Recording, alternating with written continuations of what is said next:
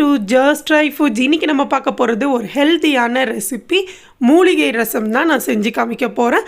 அதுக்கு முன்னாடி இதுதான் ஃபர்ஸ்ட் டைம் என்னோடய சேனலை விசிட் பண்ணுறவங்களா இருந்தீங்கன்னா என்னோடய ரெசிபிஸ் எல்லாம் பாருங்கள். பிடிச்சிருந்ததுன்னா சப்ஸ்கிரைப் பட்டனை கிளிக் பண்ணி பெல் பட்டனையும் கிளிக் பண்ணி ஆளுங்கிற ஆப்ஷனை சூஸ் பண்ணிட்டீங்கன்னா நான் அப்டேட் பண்ணுற எல்லா ரெசிபீஸ்க்குமே உங்களுக்கு நோட்டிஃபிகேஷன் வரும்.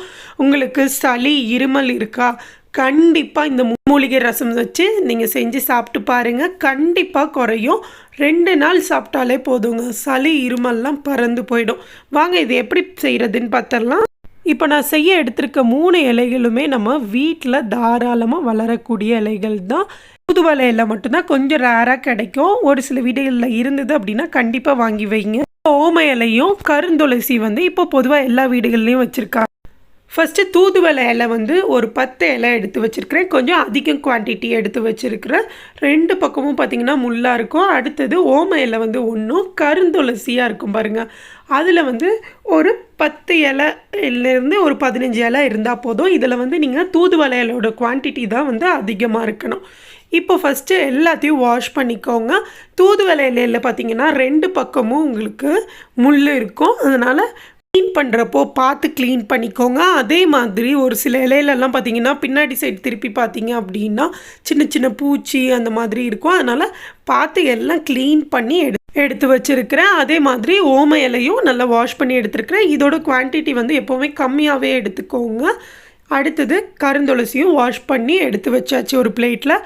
இப்போ நான் இடிக்கிறதுக்கு அந்த கல்லில் எல்லாத்தையும் நான் ஆட் பண்ணிடுறேன்.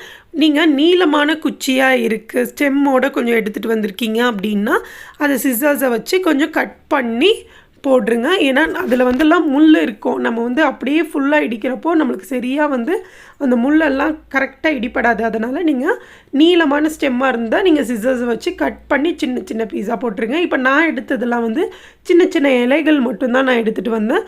அதனால் இப்போ அது எல்லாத்தையும் சேர்த்து நல்லா நீங்கள் அந்த கல்லை வச்சு இந்த மாதிரி நீங்கள் செஞ்சுட்டே இருந்தீங்க அப்படின்னா ரொம்ப பேஸ்ட் மாதிரி இல்லாமல் ஒன்று பாதியாக நம்மளுக்கு இருக்கும். அதில் இருக்க ஜூஸஸும் நல்லா உங்களுக்கு இறங்கிடும். இதையே நம்ம மிக்சியில் போட்டு பண்ணலாம்ல அப்படின்னு நினைப்பீங்க. மிக்சியில் போடுறத விட இதில் பண்ணுங்களேன், உங்களுக்கு ரொம்ப நல்ல ஒரு எஃபெக்ட் தெரியும். நீங்கள் இதையே நம்ம மிக்சியில் போட்டு நான் பண்ணுறேன் ரொம்ப ஈஸி இந்த மாதிரி பண்ண வேண்டாம் அப்படின்னீங்கன்னா அதில் நீங்கள் கொஞ்சம் வாட்டர் ஆட் பண்ணி நீங்கள் கிரைண்ட் பண்ணால் தான் உங்களுக்கு இந்த மாதிரியான ஸ்டேஜில் கிடைக்கும். அதே நீங்கள் இந்த மாதிரி கல்லில் நீங்கள் அப்படியே இடித்தாலே போதும், எந்த வாட்டரும் ஆட் பண்ண வேண்டாம்.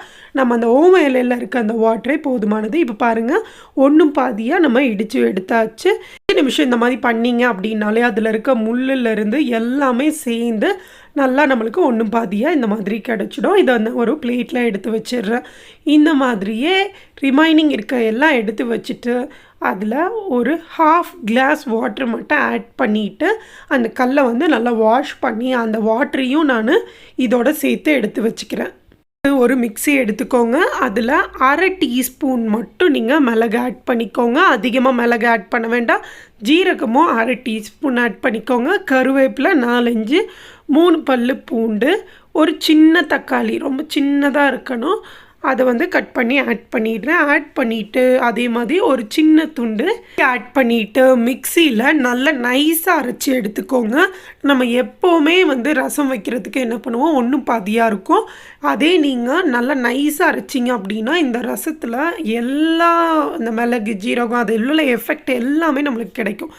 இப்போ இது ரசம் தாளிக்கிறதுக்கு ஒரு பேனில் ஆயில் ஆட் பண்ணியிருக்கேன், 1/2 டேபிள் ஸ்பூனு. இப்போ ஆயில் நல்லா சூடானதுக்கப்புறம் கடுகு 1/2 டீஸ்பூன் போட்டுக்கோங்க. அதுக்கப்புறம் கடுகு வெடிக்க ஆரம்பித்ததுக்கப்புறம் 2 வரமிளகா. இதில் நீங்கள் மிளகு காரமோ இல்லை வரமிளகா காரமோ இருக்கக்கூடாது. மைல்டான ரசமாக இருந்தால் தான் குழந்தைங்களும் சாப்பிட முடியும்.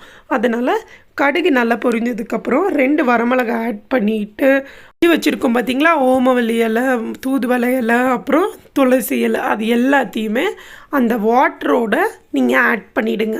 ஆட் பண்ணிவிட்டு நல்லா அது ஒரு மீடியம் ஃப்ளேமில் வச்சு நல்ல ஒரு 5 நிமிஷம் கொதிக்க விட்டுருங்க.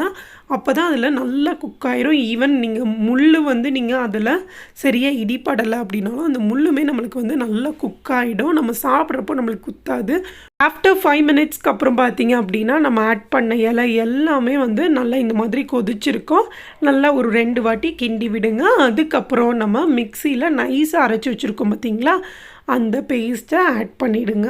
ஆட் பண்ணிவிட்டு உங்களுக்கு எந்த அளவுக்கு நீங்கள் ரசம் வைக்கணும்னு நினைக்கிறீங்களோ அந்த அளவுக்கு நீங்கள் வாட்டர் ஆட் பண்ணிக்கோங்க. அதில் வந்து 1/2 டீஸ்பூனுக்கு நான் மஞ்சள் தூள் ஆட் பண்ணிவிட்டு நல்லா மிக்ஸ் பண்ணிக்கிறேன். பொதுவாகவே சளி பிடிச்சிருக்கு அப்படின்னாலே பாலில் வந்து மஞ்சள் போட்டு குடிங்க, சீக்கிரமாக சரியாயிடும்னு சொல்லுவாங்க. இது உண்மையாகவே ஒர்க் ஆகக்கூடிய ஒரு ஆன்டிபயோட்டிக்கு கோல்டு காஃபுக்கு. அதை வந்து நம்ம இந்த மூலிகை ரசத்தோடு ஆட் பண்ணுறப்போ நீங்கள் இந்த ரசம் சாப்பிடும்போதே உங்களுக்கு 2 நேரம் ஒரு நாளில் சாப்பிட்டீங்க அப்படின்னாலே சீக்கிரமாக குறைஞ்சிடும். உங்களுக்கு கோல்டாக இருக்கட்டும், காஃபாக இருக்கட்டும். இப்போது மஞ்சள் தூள் ஆட் பண்ணி மிக்ஸ் பண்ணதுக்கப்புறம் ஒரு 5 நிமிஷம் விட்டுருங்க.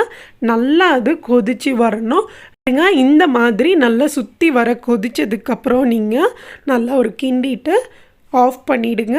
ஆஃப் பண்ணிவிட்டு நெக்ஸ்ட்டு நீங்கள் எந்த பவுலில் நீங்கள் ரசத்தை வந்து ட்ரான்ஸ்ஃபர் பண்ண போகிறீங்களோ அந்த பவுலில் நான் கொத்தமல்லி வந்து சின்ன சின்னதாக கட் பண்ணி ஆட் பண்ணியிருக்கேன்.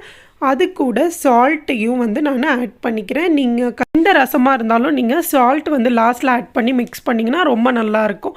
இப்போ நம்ம கொதித்த ரசத்தை வந்து இதில் ஆட் பண்ணிடுறேன். ஆட் பண்ணிவிட்டு நல்லா மிக்ஸ் பண்ணி விட்டுட்டு ஒரு பிளேட்டை வச்சு க்ளோஸ் பண்ணிவிடுங்க.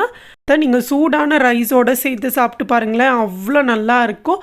டேஸ்ட்டும் ரொம்ப நல்லாயிருக்கும். குழந்தைங்களுக்கு தாராளமாக கொடுக்கலாம். இப்போ இருக்க சீசனில் நிறைய பேருக்கு சளி இருமல் அப்படி இருக்கிறவங்க கண்டிப்பாக இந்த ரசம் செஞ்சு சாப்பிட்டுட்டு உங்களோட ஃபீட்பேக்கை என் கமெண்ட் செக்ஷனில் சொல்லுங்கள். தேங்க்ஸ் ஃபார் வாட்சிங். Just try.